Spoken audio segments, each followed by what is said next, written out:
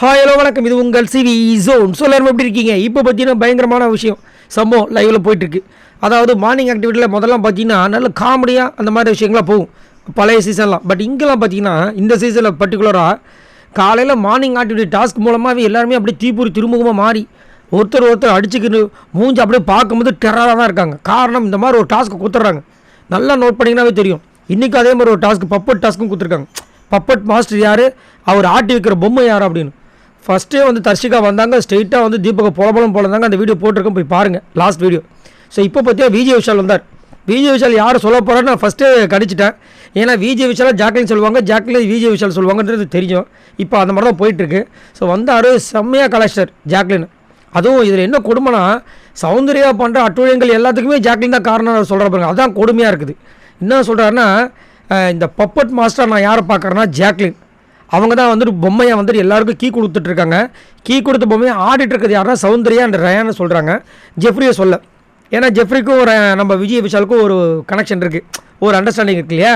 So அதனால் இவங்க ரெண்டு பேரும் தக்கறேன். அதுலேயும் இன்னொன்று சொல்கிறார். என்னென்னா, மேபி இது வந்து வாரம் ஆடும் ஆகலாம்.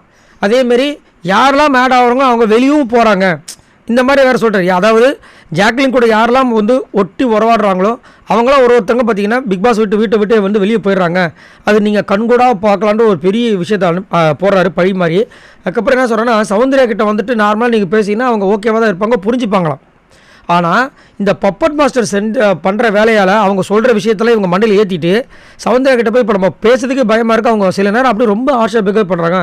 அதுக்கு முழுக்க காரணம் இந்த பப்பட் மாஸ்டர் ஜாக்லின் தான்றாரு. இதுக்கு உங்களுக்கே கொஞ்சம் மனசாட்சி வேண்டாமா? அவங்க இஷ்டத்துக்கு என்னென்னமோ வந்து திடீர்னு தோன்றதை பண்ணிகிட்ருக்காங்க. அதுக்கும் ஜாக்லினுக்கும் என்னையா சம்மந்தம்? இதெல்லாம் கொஞ்சம் ஓவராக இல்லை, உங்கள் வன்மத்தை காட்டுங்க, வேணான்னு சொல்ல. இப்படியா காட்டுறதுன்ற மாதிரி இருந்துச்சு.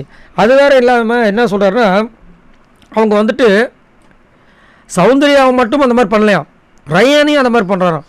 அதுவும் இல்லாமல் ரயான் வந்து சூப்பரான பிளேயரு, எல்லாமே பண்ணுறான். ஆனால் இவங்க அவரையும் வந்துட்டு ஆட்டி வைக்கிறாங்க. சரி, அதுக்கு என்ன காரணம்னா அதை வந்து பெருசாக சொல்ல மாட்டார். ஸோ இப்போ என்னென்னா ஜாக்லினில் சொல்லணும், எப்படி வந்து சௌந்தர்யா வந்து முத்துவை சொல்லணும், அதுக்கு ஒரு காரணத்தை தேடி வந்து அங்கே கண்டுபிடிச்சி பேசுவாங்க இல்லையா? இங்கே அவர் முன்னாடி உருவாக்கிட்டு வந்து பேசுகிறார், அவ்வளோதான். மற்றபடி வந்துட்டு ஜாக்லினால் சௌந்தர்யாவும் இல்லை ரயானோ வந்து அவங்களோட கேம் பாதிக்கிறதா கேட்டிங்கன்னா என்னையே கேட்டிங்கன்னா பர்சனலாக கிடையாது. ஸோ உங்களோட கருத்தை சொல்லுங்கள்.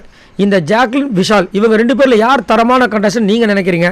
நீங்கள் யாருக்கு சப்போர்ட் பண்ணுவீங்க? மறக்காமல் கமெண்ட்ஸ் பண்ணுங்கள். இந்த மாதிரி வீடியோ உங்களுக்காக காத்துட்ருக்கு. மறக்காமல் நம்மளோட சேனலை சப்ஸ்கிரைப் பண்ணுங்கள். பாய் நண்பரில்.